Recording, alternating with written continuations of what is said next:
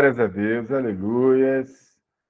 Estamos aqui, mais uma salinha de jantar. Hoje seria Vivendo Evangelho, né? Salinha de jantar seria segunda-feira. Cadê minha secretária, que ela está quietinha aí? Cadê ela, gente? Ah, tá ali em cima, quietinha. Ok. Ok. Eu tô na dívida, tô na dívida. Mas ciente, estou ciente. Então, amados, eu queria hoje compartilhar com os irmãos, um texto, é um suplemento, é muito rico, é um texto que vai falar sobre uma pessoa em especial chamada Maria Madalena. E eu tenho assim uma curiosidade muito grande por essa pessoa, por essa irmã nossa. E o texto é aquele ali de João 20, do capítulo 11 até o 18. Quem puder, quem puder pegar aí a sua Bíblia, vai ser muito bom. Deixa eu ver aqui, vamos começar a compartilhar aqui o nosso material de trabalho. Então, ela vai repetir essa frase aqui duas vezes. Ela vai repetir essa frase no versículo 2 do capítulo 20, e depois ela vai repetir essa mesma frase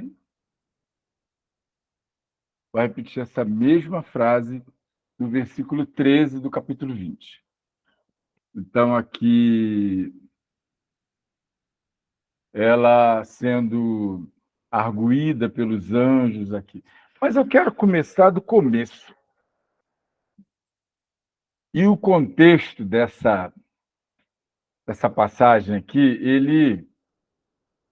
ele acontece com dois fatos anteriores no Evangelho de João, que é a crucificação e o sepultamento de Jesus de Nazaré. A palavra diz no versículo 19, perdão, no capítulo 19, no versículo 25, a palavra diz assim: e junto à cruz de Jesus estava sua mãe e a irmã de sua mãe, Maria, mulher de Clopas, e Maria Madalena. Só esqueceu de mencionar João, mas ele menciona, porque é o próprio João escrevendo.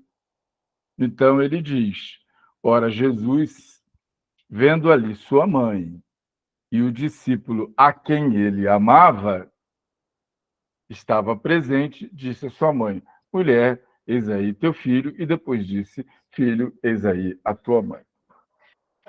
Então nós vamos ver que, após 3 anos de convivência, de relacionamento praticamente ininterrupto,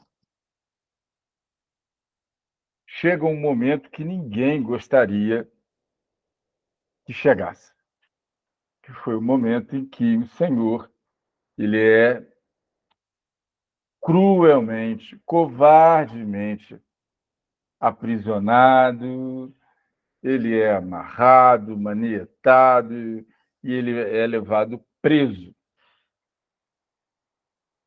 E as mulheres estão ali vendo. Maria Madalena estava ali vendo aquilo tudo.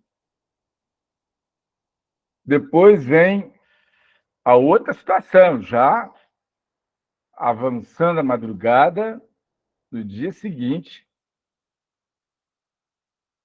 o Senhor Jesus de pendurado numa cruz. Primeiro, ele sofre bastante, carregando só aquela parte de cima da cruz, que é chamada de patíbulo.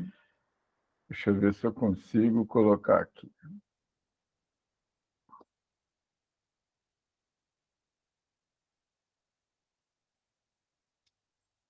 Essa palavrinha aqui.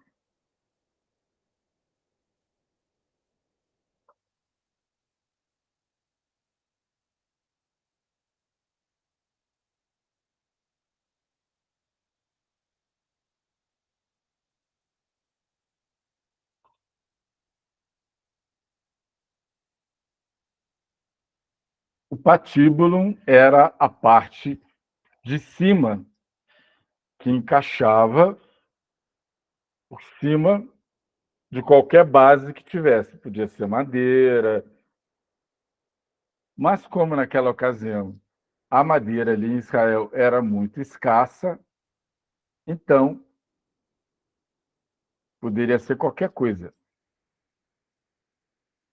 E o texto vai falando para a gente que ela vê aquilo ali, crucificação, vê ele morrer, viu ele expirar, viu todas as coisas que ele falou, viu os ladrões que estavam próximos, viu tudo, viu tudo.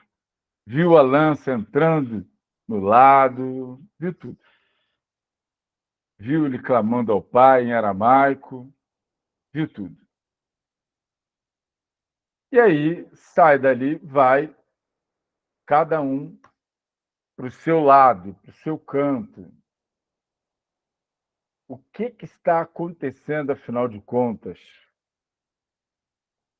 Está acontecendo exatamente aquilo ali. Uma tribulação. Aquilo é uma tribulação. Você, quando encontra um parente doente, você sofre, principalmente se for um parente muito chegado. Aí você sofre dobrado. Você imagina um filho, um sobrinho, um primo, mas tem primos e tem sobrinhos que são mais distantes do que qualquer parente. Eu não digo esses, mas eu estou falando um parente muito chegado. Era como era como eles consideravam Jesus de Nazaré, um parente muito chegado.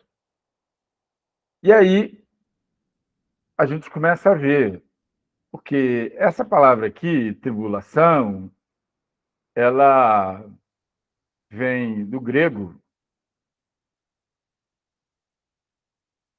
e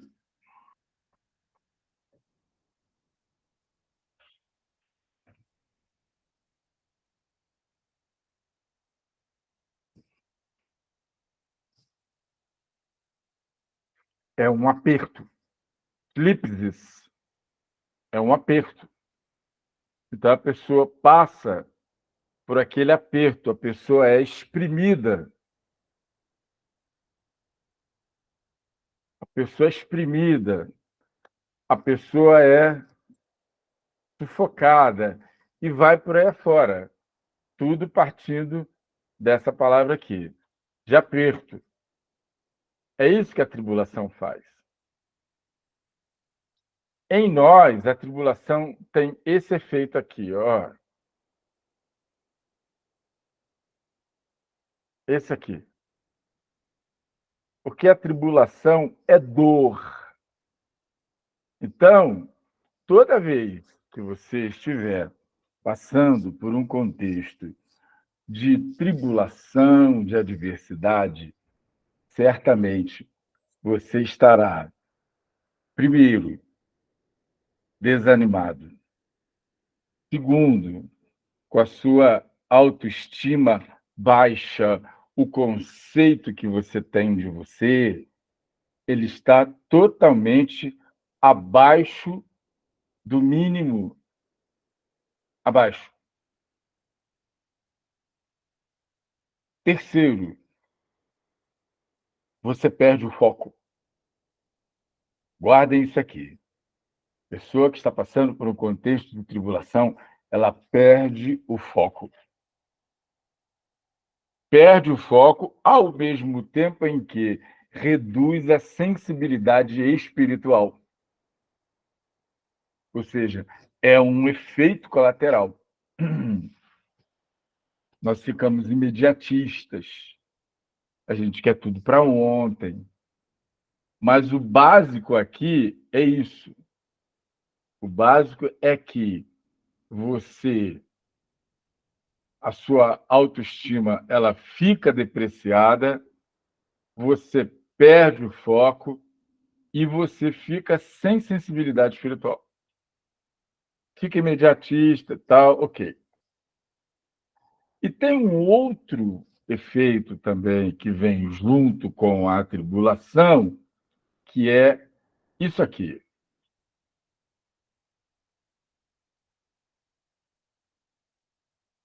que são as dúvidas.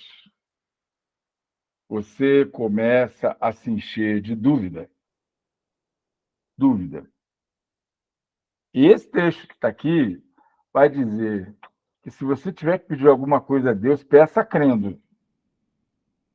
Não peça com dúvida, porque dúvida é como a espuma do mar. Vai, volta. Não pensa que você vai conseguir alguma coisa de Deus nesse estado que está aqui. Mas aí, se fosse só isso, estava bom. O problema é que a dúvida, ela, ela gera o medo. O medo. A dúvida gera o medo. O medo paralisa e gera o tormento. Você não consegue dormir, você não consegue parar de ficar pensando naquele problema, você só vê aquilo na sua frente, você só consegue pensar naquilo. E o tormento gera o pânico.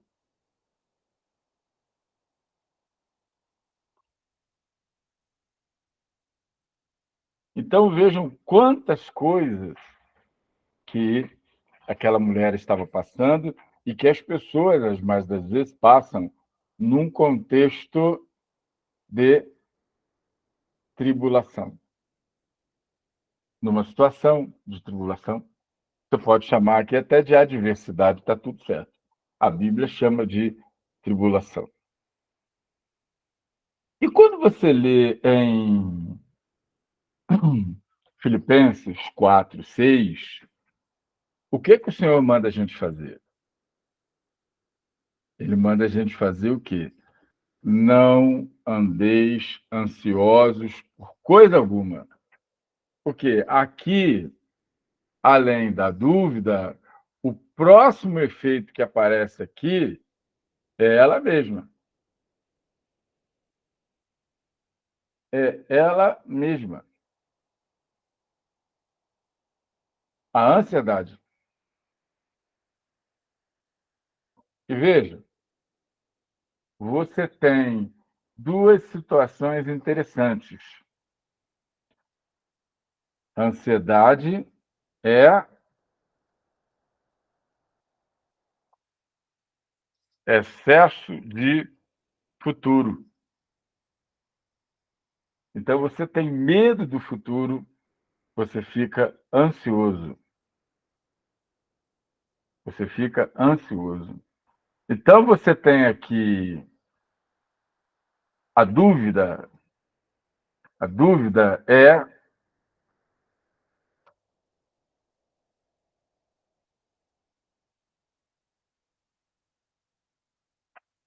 excesso do passado. Então, você tem um que é excesso de futuro, você não sabe o que vai ser do seu futuro, e você tem aqui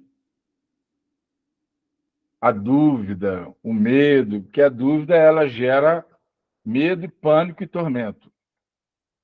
Então, é excesso de passado. Ah, as coisas eram assim, Ah, porque o Senhor fazia assim. Ah, porque o Senhor fazia assado. E vejam, aquelas circunstâncias,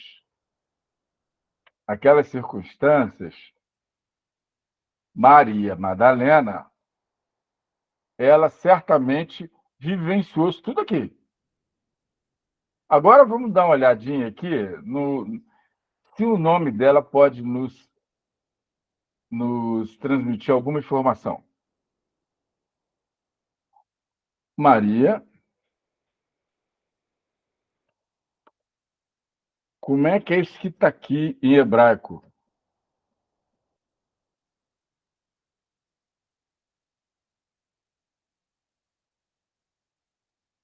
É isso aqui. Esse nome aqui, Miriam Hamigdalit. Bom, vamos separar aqui, né? Que é a Miriam de Migdol. Migdol era uma cidade. O pessoal fala Magdala, tá errado, é Migdol, que fica lá às margens do Lago da Galileia, que falam que é Mar da Galileia. Migdol significa torre, torre. Então, essa mulher era uma mulher que tinha uma condição espiritual elevada, mas ela foi atingida. E quer ver como que ela capotou lá de cima da torre? A gente observa aqui. Qual era o cenário que nós tínhamos aqui? Vai olhar lá no versículo, vai lá no capítulo 20, você vai olhar a partir do verso 11. E o que você vê? No verso 11, você está vendo que,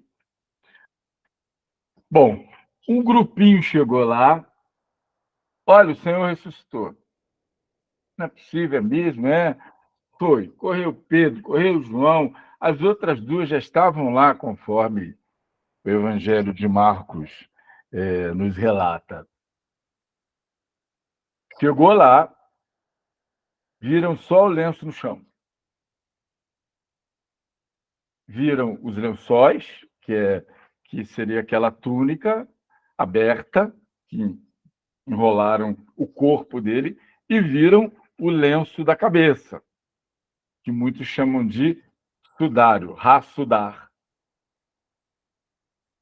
Mas viram aquilo ali enrolado. Tem muita gente boa que fala que estava dobrado, que é uma tradição, que o mestre, quando ia voltar, deixava o lenço dobrado.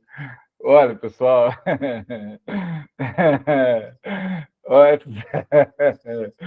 Ai, papai, nem para de rir. Mas olha, tanta bobagem. Isso não tem amparo na tradição israelita. Não tem. Porque os ricos tinham seus escravos, os ricos não estavam nem aí para lenço, deixar lenço no banco, na cadeira. Primeiro que não tinha cadeira. As mesas eram como aquelas mesas romanas. O senhor sentava assim, atravessado, estirado no chão. Não tinha aquelas mesas. Não tinha aquilo, percebe? Então, cadeira era só para nobres. Não era nem rico, o cara era nobre. Aquele era quase que um trono, praticamente. Então, assim, o lenço que ficava cobrindo o rosto é porque o restante do pano não dava para envolver o rosto. É simples. A questão de praticidade. Então, eles enrolavam o rosto também.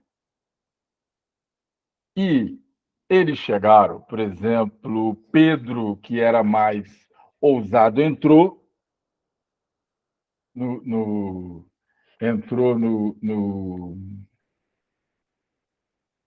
sepulcro. Quem mais era usado? Ah, e João, que estava junto.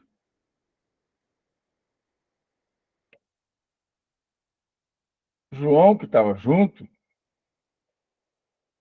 depois ele foi. Quando ele desce, ele vê. Então, eu quero mostrar para vocês aqui, são umas fotos reais, tá? Isso aqui é um sepulcro escavado numa rocha. Então, esse sepulcro aqui, ele é dessa forma, escavado na rocha, ele é desse jeitinho aqui. Tá? Então, você tem uma escada, para você poder ter acesso, você desce essa escada, e por aqui, assim, embaixo, ou aqui, nesses nichos aqui, ficava o corpo da pessoa. Aqui, tá? Então, era mais ou menos dessa forma. Deixa eu ver se eu tenho mais aqui para passar para vocês aqui.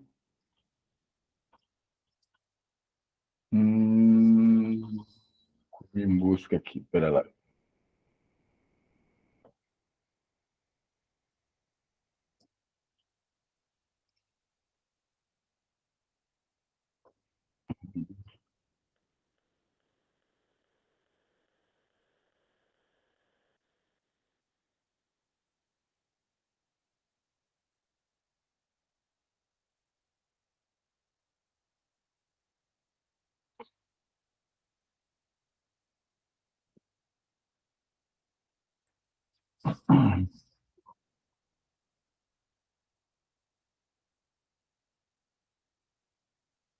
Então, a gente vai ver aqui, eu só gostaria de fazer essa paradinha aqui para vocês poderem ter uma imagem mental do que é um sepulcro. Vocês estão vendo aqui? Isso aqui é um sepulcro.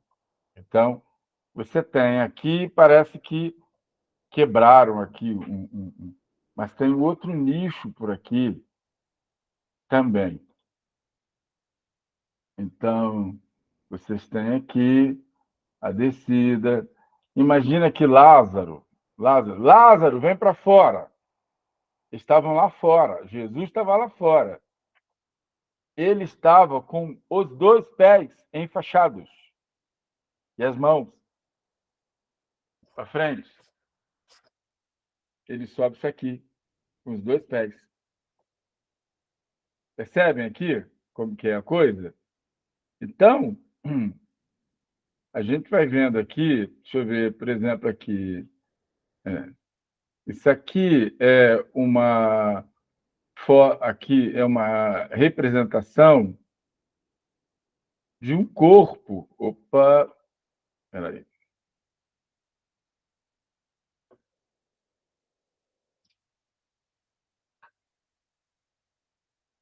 Essa aqui é a foto de um corpo que fica exposto, que fica deitado. Peraí, comi mosca aqui.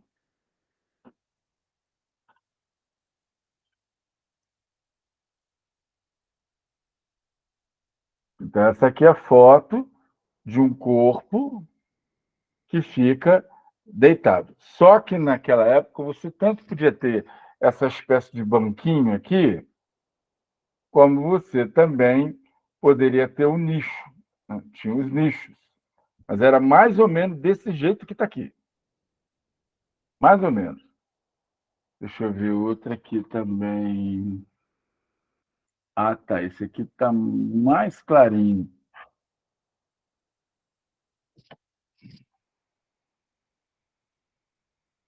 Mais clarinho. O que o texto diz no versículo 11? Alguém pode ler para mim aí, por favor? Maria, entretanto, permanecia junto à entrada do túmulo, chorando. Enquanto chorava, abaixou-se e olhou para dentro do túmulo e viu dois anjos vestidos de branco Tá bom, tá bom, sentados tá bom, em tá que o bom. corpo de Jesus fora posto. Isso, tá bom. Então, vocês veem que o sepulcro ele era feito para ficar para baixo. Por isso que diz que ela estava sentada fora do sepulcro, olhando para baixo, por causa dessa escadinha, desse acesso que todo sepulcro costuma ter. Tá vendo?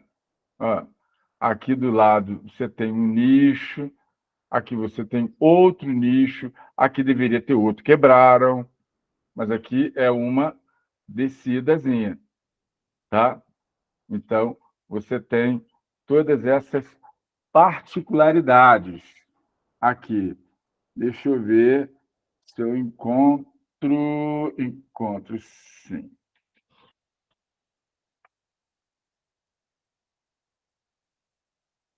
Uhum. Hum.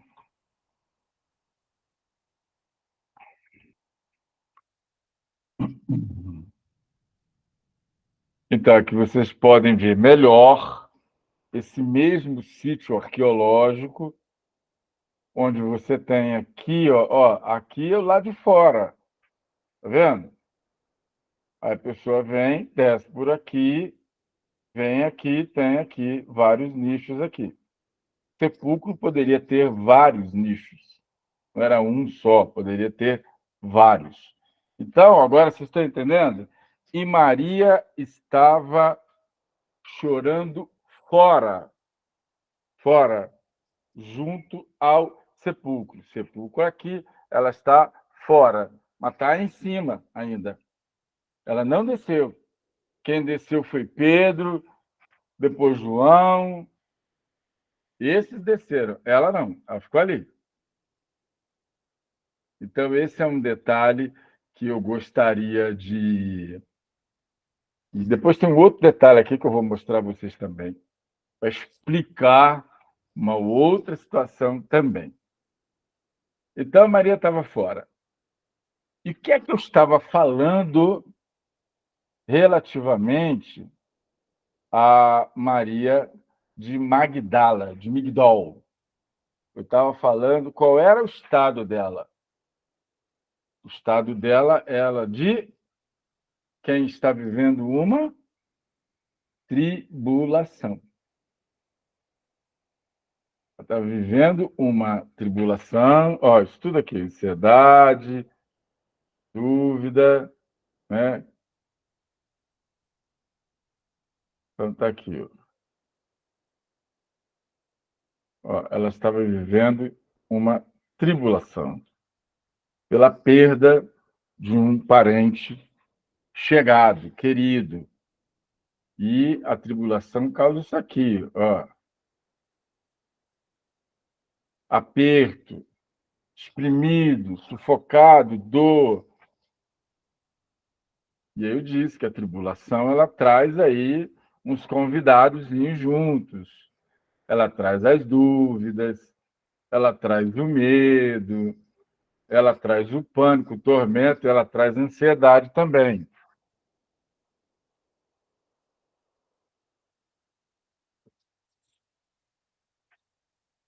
Então, e eu falei um pouco sobre Maria Magdalena, que é Miriam de Migdol, Magdalit, que Migdol significa torre, mas ela estava completamente fora. Por quê? Porque aqui, meus amados, aqui no versículo 11, você pode ver o ambiente que estava ali. Qual era o ambiente? Primeiro, dois anjos falaram com ela. Dois anjos. Eu não falei que a tribulação faz a pessoa perder o foco?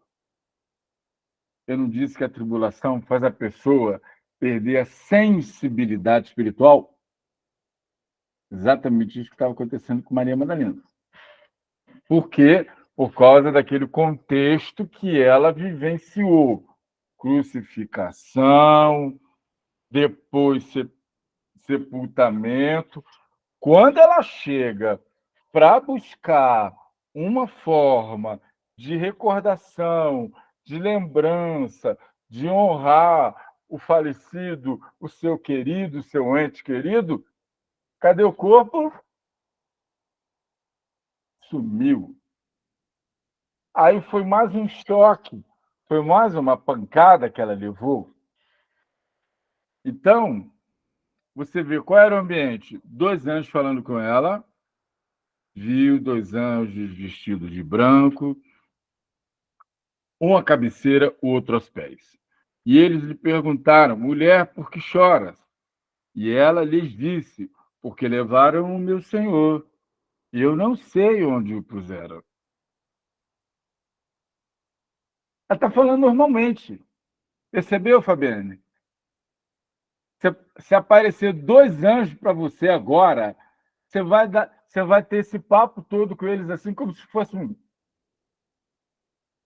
hein? Vendedor de biscoito da esquina? De jeito nenhum. Irmãos, eu vi um anjo uma vez, com esses 2 olhos bem abertos. Eu estava orando, porque minha filha não estava dormindo de noite. E orando, eu disse assim: Senhor, bota um anjo lá no quartinho com a minha filha. Por favor, Senhor. A minha sogra falecida, ela dormia ali e tal, não sei o quê, parará. Aí tá, eu tô na cozinha. E aí, de repente, eu dou uma olhadinha assim de canto de olho. Eu vi, parecia ser uma camisola de cetim, brilhante, assim, resvoando, assim, entrando para dentro do quarto. Aí eu chamei minha esposa: amor, que bonita essa camisola, não tinha visto ainda não. Que dia que você comprou? Ela falou: oi? Eu falei: é, ué. Oi, como? Eu falei: não, você comprou a camisola? Sim ou não? Ela falou: eu, camisola? Você está maluco?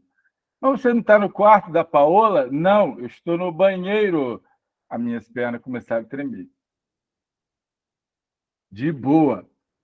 Eu pensei até em, sei lá, eu fui, como é que chegava perto da porta do quarto, mas a minha filha estava lá dentro.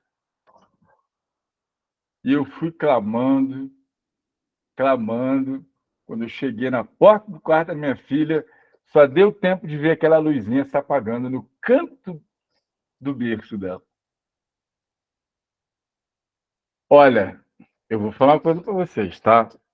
Dá uma taquicardia, é uma tal de uma tremedeira nas pernas. Como é que Maria Madalena vai levar esse papo todo, essa conversa toda? Mulher, o que você está chorando? Ah, levaram meu senhor, não sei onde puseram e tal, mas não está nem se ligando. Percebe? O ambiente altamente sobrenatural. Aí depois vem o próprio Senhor Jesus. Ela não conheceu Jesus. E me perguntaram aqui: pastor, como que ela não conheceu ele? Eu falei com o irmão: espera aí que eu vou te explicar. Irmãos, é que o ressurreto, o Senhor estando ressurreto, o próprio homem, quando estava no Éden, ele tinha um corpo diferenciado. Não era igual esta porcaria que nós temos aqui. Não. Ele tinha um corpo de luz. Então, vocês veem aqui, nessa reprodução aqui, é claro, mas isso aqui é baseado em pesquisa, é baseado em muita raça de pesquisa séria, com rabinos, etc. Então, o Senhor Jesus, quando ele está ressurreto, era esta a forma que ele tinha. Imagina se quem aparecesse aqui para eles fosse aquele Jesus todo manchado de sangue, todo cheio de ferida, todo despedaçado. Ele foi moído. Simples. Depois, quando tiver um tempo, eu vou mostrar para vocês. Eu tenho um documentário sobre o Santo Sudário. E fizeram uma reprodução. São quase 200 chicotadas de marcas de sangue. 200. Fora a cabeça, testa. Então, imagina se ele aparece ali naquele estado.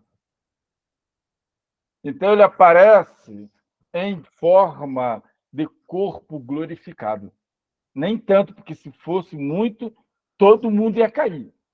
Ninguém se sustenta, ninguém suporta.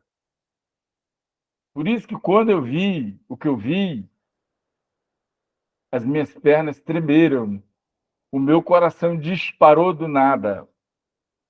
Você imagina como que é uma coisa dessa natureza? Então, ali havia um ambiente espiritual. Mas a tribulação se encarregou de bloquear isso nela. Quando que isso reverteu? Isso só reverteu quando ele trouxe à memória dela a identidade dela, porque ela perdeu a identidade. Maria Madalena perdeu o corpo, perdendo o corpo, ela perdeu a identidade. Ela não se lembrava mais dele, não se lembrando dele, ela não se lembrava quem era ela, quem ela foi. E para onde e para o que ele a havia chamado. Ela não tinha mais noção. Então, qualquer coisa que chegasse ali para abordar aquela mulher, ela iria embarcar. Qualquer coisinha. Fosse Satanás ou não, fosse demônio ou não, ela ia embarcar. Ela perdeu o discernimento. Ela perdeu. E o que é pior, ela olha para Yeshua, confunde Yeshua com um jardineiro do sepulcro. A ausência de conhecimento da palavra, ela confunde ele. E ele falando com ela, de novo, ó, disse-lhe Jesus, mulher, por que choras? Quem buscas? E ela, cuidando que era o jardineiro, disse-lhe, Senhor, aí ela já faz um apelo. Para os anjos, ela disse, levaram o meu Senhor, eu não sei onde o puseram. Para Jesus, o estranho que aparece para ela, ela disse, Senhor, se tu o levastes, dize-me onde o pusestes, e eu o levarei. Olha, tadinha, totalmente perdida. O que ela sabia dela própria acabou. Aquela pessoinha que tinha uma vida, que podia procurar o Senhor, que ia encontrar com o Senhor, quando o dia estava mal, estava tudo ruim, ela sabia que ela poderia procurar por ele, porque ele teria as palavras que ela precisava. Só ele sabia dizer quem era ela. Se ela apanhasse em casa, se ela fosse humilhada na rua, se ela fosse roubada, assaltada, violentada, agredida, ele poderia procurar por ela, por ele. Ele iria dizer para ela tudo aquilo que a alma dela precisava para se alimentar. E tudo isso acabou. Percebe? Então, quando ele vê que ela está fazendo essa confusão, ele faz o quê? Ele restitui a unção. O que é a unção, meus amigos, meus irmãos? A unção é um azeite ou um óleo engrossado com outras substâncias. Cássia, cálamo, cárdamo, canela. Eram componentes, às vezes mirra, eram componentes que eram usados pelos sacerdotes para a unção do sumo sacerdote. Vocês vão ver lá na Antiga Aliança, lá no Êxodo, vocês vão ver. Vocês vão ver. Então, esse era o óleo da unção. E o que é a unção do ponto de vista espiritual para nós? O que é? É a virtude do Espírito Santo sendo derramada sobre nós. Imagina como se fosse um azeite, exatamente. É isso. É a virtude. Essa virtude vem ocupando os espaços que são permitidos por nós. O espaço da mente, ela precisa cobrir a mente. Se a unção não cobrir a mente, o crente está perdido. Ele está sem identidade. Você quer ver? Se você abrir a palavra no Salmo 23, você vai ver assim: preparas uma mesa perante mim. Unges a minha cabeça com óleo e o meu cálice transborda. Então vamos lá. Este óleo era usado pelo pastor para busuntar o focinho da ovelha. Ele busuntava testa, focinho. E o que acontecia? Havia umas moscas que pousavam no focinho da ovelha, largavam ali, as fêmeas, sempre as fêmeas, largavam ali um vermezinho, largava ali. Ele arrebentava o ovo e ficava ali. Como ele tem esse vermezinho, ele tem patas, ele tem a larva. Essa larva, ela adere à pele. Aí ela faz o quê? Entra no orifício nasal e vai subindo, vai comendo a mucosa nasal da ovelha. Primeiro problema que acontece com a ovelha, ela perde um dos maiores radares que ela tem, aliás, praticamente o único, que é o olfato. Ela não consegue mais cheirar. Ela não percebe mais o cheiro do pastor. Ela não sabe. Ela não percebe o cheiro das outras ovelhas, aí ela se perde. Mas vai só piorando. Começa a comer, aquela larva começa a se alimentar da mucosa, uma mucosa, muito fraquinho. Aí vai. Chega aqui, começa a comer o nervo ocular. A ovelha fica cega. Ela fica completamente cega. Fica cega, aí que a coisa fica difícil. Por quê? Porque ela já não está cheirando. Portanto, ela não tem como escolher o que comer. Come qualquer coisa. Não enxerga. Portanto, ela é presa facinho para lobo, para leão. Facinho. saber se vai ficar pior? Sim, ela avança para o cérebro. Aqui é uma região do equilíbrio, enquanto que a nossa é aqui, na ovelha é por aqui. A larva sobe comendo a região cerebral, que é a região do equilíbrio. Ela cai. Parece que ela dá um ataque de loucura, porque ela, na verdade, não é loucura. Na verdade, é pânico. Ela está em pânico. Ela não sabe mais quem ela não sabe mais onde ela está. Vocês estão entendendo?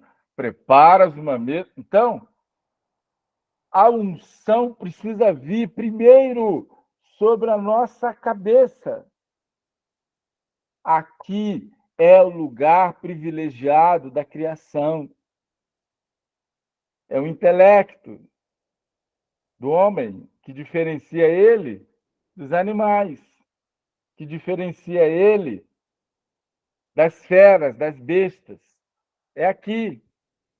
E é aqui, exatamente aqui, a sala do troféu.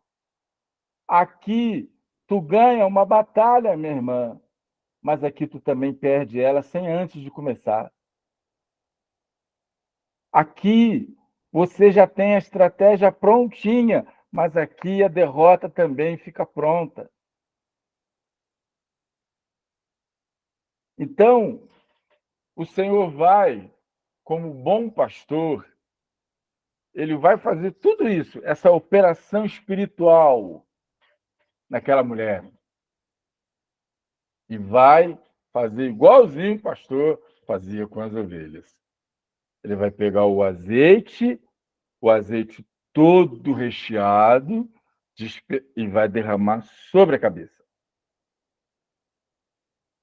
Existe uma palavra que diz assim: nós não somos culpados das aves sobrevoarem a nossa cabeça, mas nós temos obrigação de impedir que elas façam ninho. Nós precisamos ter sempre os nossos pensamentos ligados no Senhor. Nós não podemos perder o foco. Mas a tribulação faz isso. Porque a tribulação fez isso com Maria Madalena.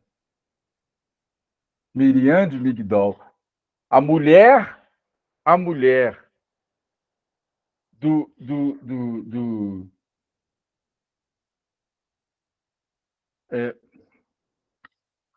até esqueci o nome da dona aqui. Peraí.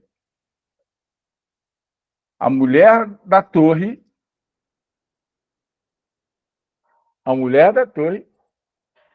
ela pode cair.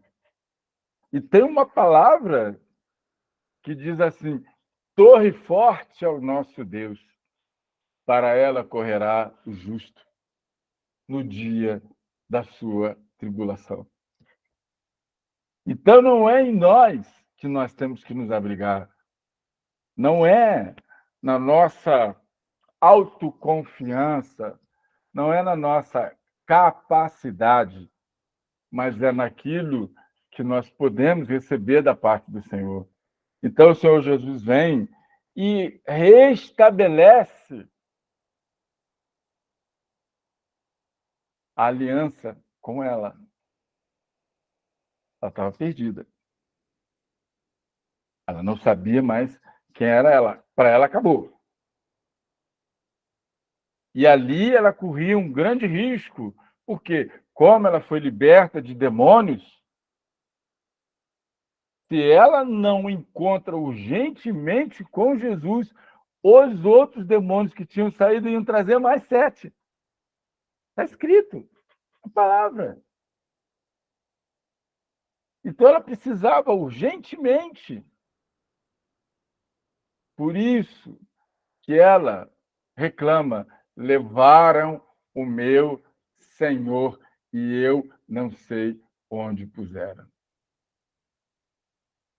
Porque quando você não sabe, e é interessante isso, meus amados, porque a Bíblia diz o seguinte: Nada pode nos separar do amor de Deus que está em Cristo Jesus.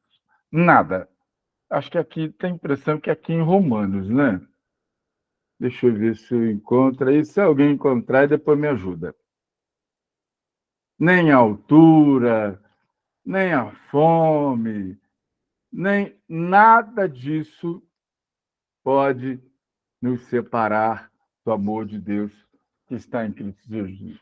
Só tem uma coisa na face da terra, nem o inferno pode fazer isso, mas só tem uma coisa na face da terra que pode separar você do amor de Deus que está no Senhor Jesus. Somos nós mesmos. Somos nós mesmos, com a nossa teimosia, com a nossa rebeldia. Romanos 8, 38, 39. Isso. Então, se a palavra diz isso, para a gente, como que ela foi perder Jesus? Como? Então, na verdade, aqui, a pergunta não é essa, Rosinete. Onde botaram o meu Senhor? Não. A pergunta é: onde foi que você botou o Senhor na sua vida? Onde foi? Existem duas categorias de importâncias na nossa vida, de coisas importantes. Aquilo que é importante e aquilo que é essencial. Eu disse uma vez aqui, o que é essencial para você? É aquilo que não pode faltar na sua vida. Isso aqui pode esperar, mas o essencial jamais. Jesus, o Pai e o Espírito Santo. Jesus é essencial na nossa vida.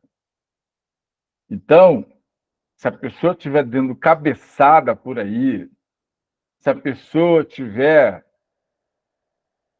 se alimentando de coisas ruins, como deu o exemplo aqui da ovelha, a ovelha que não tem a unção, que não recebe a unção, que não recebe a cobertura, essa ovelha vai morrer. Primeiro, ela vai apanhar bastante. Primeiro, ela vai sofrer bastante. Depois, ela vai morrer. Então, nós precisamos saber onde que nós estamos colocando Jesus na nossa vida. Onde? Porque ele diz assim lá no Apocalipse: eis que estou à porta e bato. Se alguém ouvir a minha voz, abrir a sua porta, eu entrarei na sua casa, cearei com ele e ele comigo. Então, veja,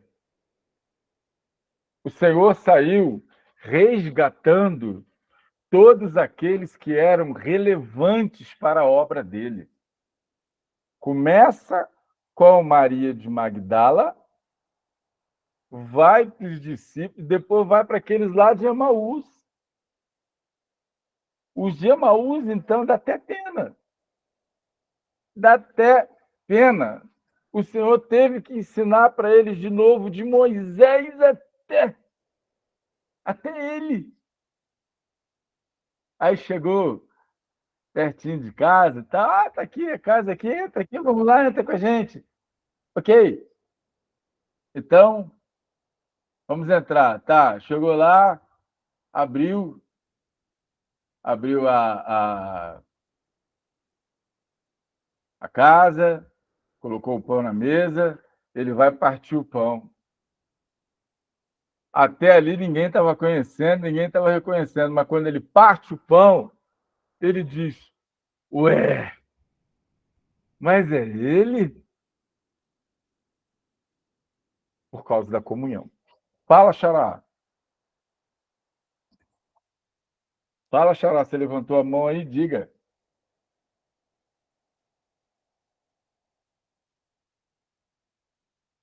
Rita, você levantou a mão? Quer perguntar alguma coisa? Gente, eu acho que ela deve ter encostado sem querer. Mas o que acontece, meus amados, é que, então, eles ali, o Senhor saiu resgatando todos aqueles que eram relevantes. Maria Madalena também era relevante. Você também é relevante, porque senão você não estaria aqui ouvindo. Você é relevante. Deus vai renovar, restabelecer a sua unção. A unção, essa que eu expliquei, essa é a unção bíblica.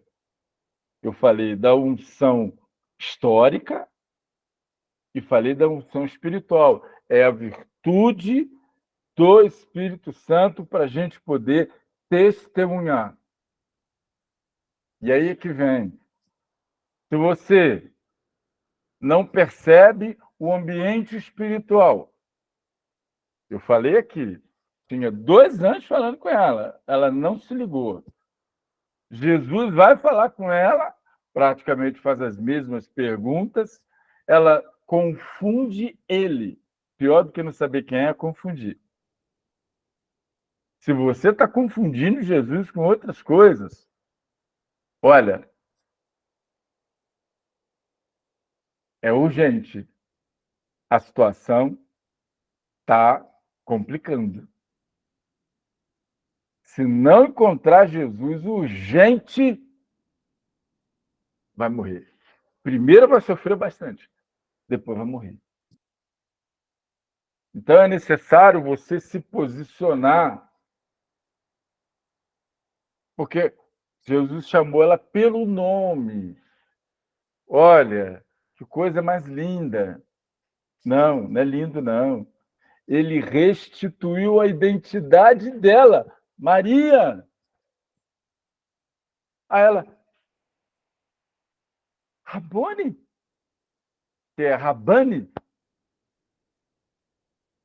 Raban era um título que todo chefe de organização judaica tinha. Raban. Fala assim, Raban. Rabani é meu Raban. Então, ela vai, e quando ela vai, naturalmente, a compulsão de quem gosta de alguém é se atirar nos braços dele. Ele falou: opa, não me encosta, não me impede. Vai e anuncia. Só isso que eu quero que você faça. Vai e anuncia. Mas para fazer isso, vai, fala para os meus irmãos, que eu volto e tal. Vai e anuncia. A mulher samaritana fez a mesma coisa. Jesus teve um diálogo com ela ali e tal, mas aquele Jesus que ela conheceu, diferente desse que Maria Madalena conheceu. Aquele Jesus que a samaritana conheceu era o Jesus histórico, aquele que ia morrer, aquele que ia sofrer. Esse Jesus que Maria Madalena conheceu é o Jesus ressurreto. Foi o que foi sentar lá na cadeirinha do lado do papai. Esse era o Jesus que ela tinha perdido. Na verdade, ela não perdeu, é que ela não tinha ele, ela não o conhecia. É o Jesus sobrenatural. É o Jesus de você ter experiências com ele. Eu pergunto para você, qual foi a última vez que você teve uma experiência sobrenatural com o Senhor Jesus? Quando foi? Quando foi que você dobrou os joelhos na sua cama e o Senhor começou a falar com você? Quando foi que você orou, pediu para o Senhor curar teu filho, ele curou? Quando foi que você orou para que o Senhor afastasse alguma dificuldade lá. Eu estou desafiando você mesmo. Eu estou desafiando. Eu estou desafiando você para você desafiar outros e outras. Porque o evangelho de verdade é uma experiência sobrenatural com Deus. É esse Jesus que Maria Madalena achou que tinha perdido, só que não. Porque ela nunca tinha conhecido ele assim. Ela nunca tinha visto ele assim. E eu mostrei para vocês aqui a representação em forma de luz, totalmente glorificado, atravessando parede. Saiu dali, foi lá para o cenáculo, chegou lá no cenáculo, todo mundo lá, ele vai, paz seja convosco. Ele apareceu do nada? Sim. Porque esse Jesus, eles ainda não o haviam conhecido. Aí ele desaparece. Chega quem? Tomé. Ah, não. O Senhor apareceu aqui. Ah, duvido. Você não botar a mão na ferida, no pulso, aqui no lado. Ah, não. Não acredito. E não sei o quê. Daí a pouco Jesus, tuf, aparece lá de novo. Oi, Tomé. A paz seja contigo, meu filho. Aconteceu o que aconteceu comigo. As minhas pernas tremeram. Deu taquicardia, ele deve ter sentido a mesmíssima coisa. E caiu e falou: Deus meu, Senhor meu. Que dá medo. Ele falou: agora você vai botar a mão aqui. Você disse, não, agora você vai pôr a mão, vem cá. Não, senhor, vai botar a mão, bota a mão que eu estou mandando. Põe a mão, porque me viste, Tomé, creste, bem-aventurado aquele que não viu e creu. Sabe de quem ele estava falando?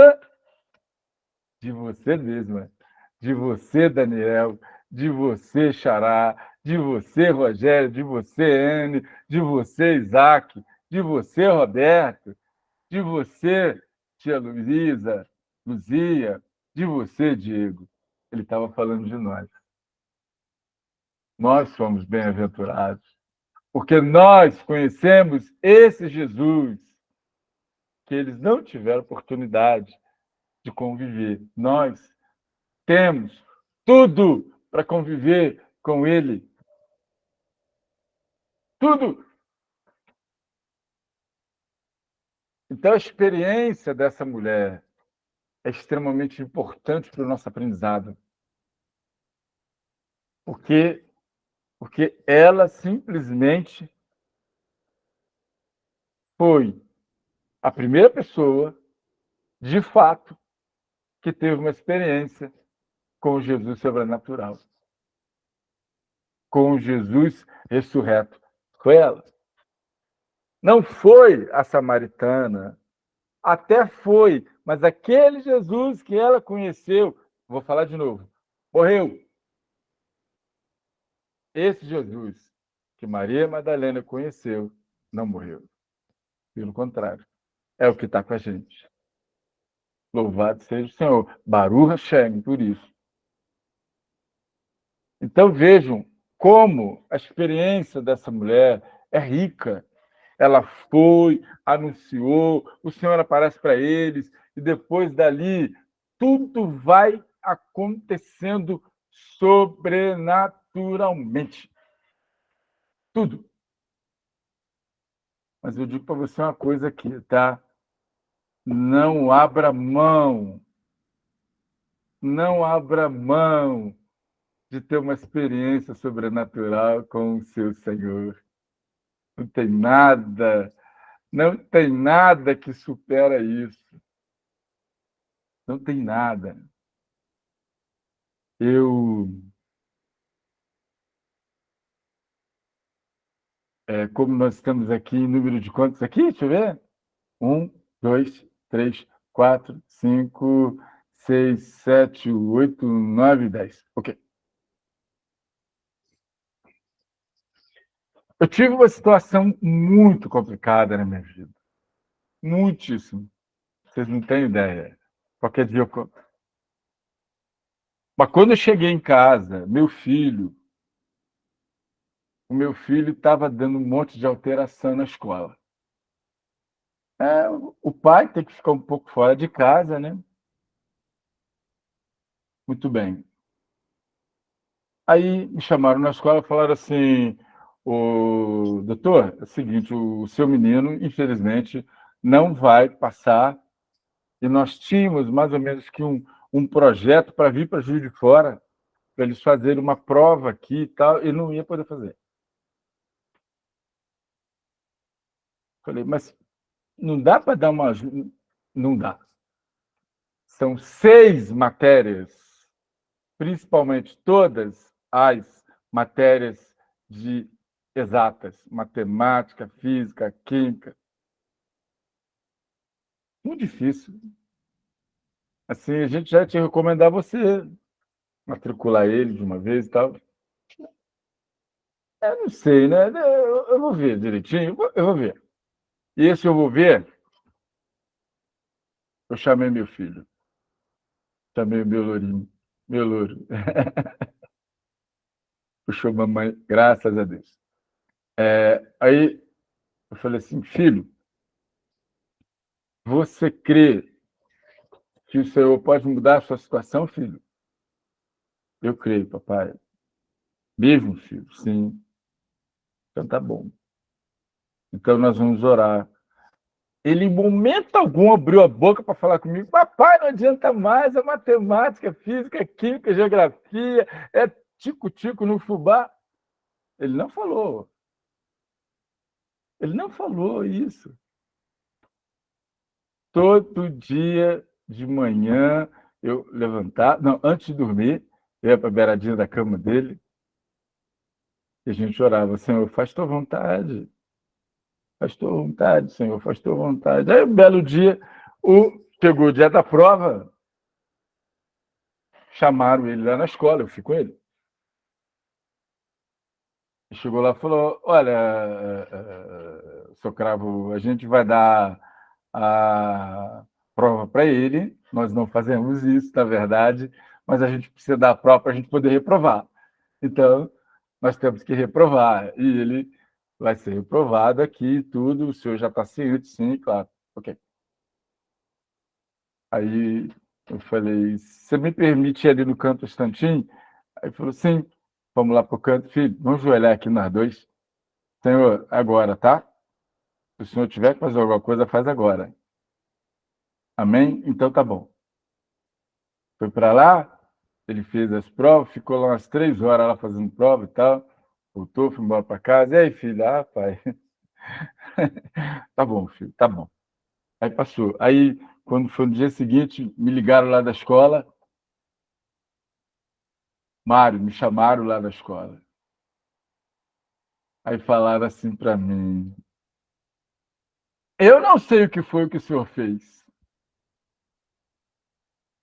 E eu queria muito saber qual foi o professor particular que o senhor levou seu filho.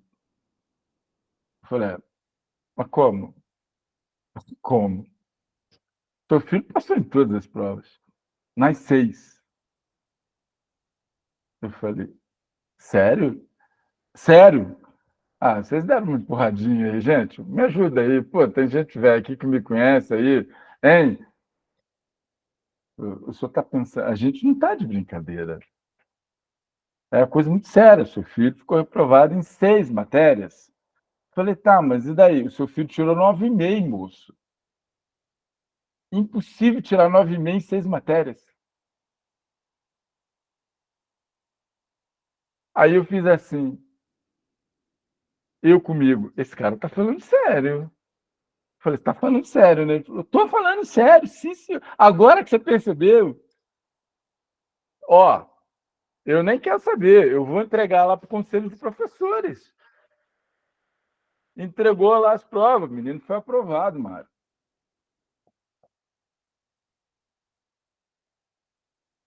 Entendeu? Então, hoje, quando eu recebo universitários, jovens e tal, eu digo, você já orou para o Senhor? Já experimentou? Já experimentou? Mas teve uma igreja em Paraíba do Sul que a irmã veio me pedir para eu orar. Eu falei, tá, vou orar. Quando ela ajoelhou para orar, o Senhor disse para mim assim, diz para ela que eu não vou permitir que ela passe, porque ela vai me abandonar se ela passar. Como é que você dá um recado desse? Rapaz, eu virei para o lado, botei a mão na testa, falei, ai, Senhor, misericórdia. Fiquei quieto. Fiquei quieto, chamei a mãe dela, falei com ela, olha só, fui orar pela sua filha, tá? E não foi muito bom, não. O Senhor disse para mim, não falou para ninguém, o Senhor falou para mim que se ela passar, ela vai sair da presença dele. Isso é muito sério, porque o nosso Deus é o nosso Senhor, o nosso tudo, ele não quer perder a gente, não.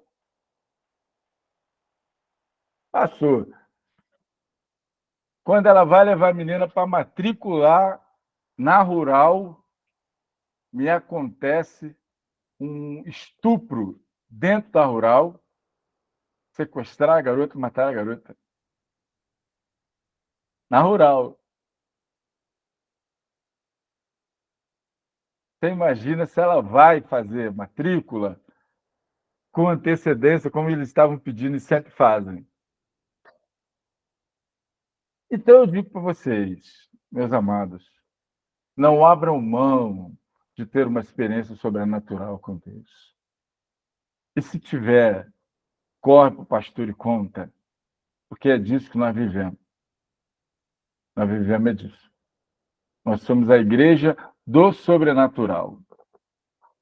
É pelo sobrenatural que a gente se tranquiliza, porque tem alguém de olho lá em cima. Tem alguém cuidando da gente. Amém? Glória a Deus.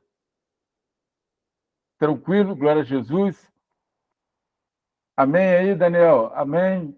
Amém. Glória a Deus. Fabi? Amém? Glória a Deus. Glória a Deus. Nós só temos isso para falar, a gente não tem mais outra coisa. Bendito é o nome do Senhor. Não temos outra coisa para falar. Então, aí, Aleluia. fica esse suplemento aí para vocês se divertirem bastante, para vocês sacudirem a igreja de vocês bastante. Né? Daniel vai pregar aí nos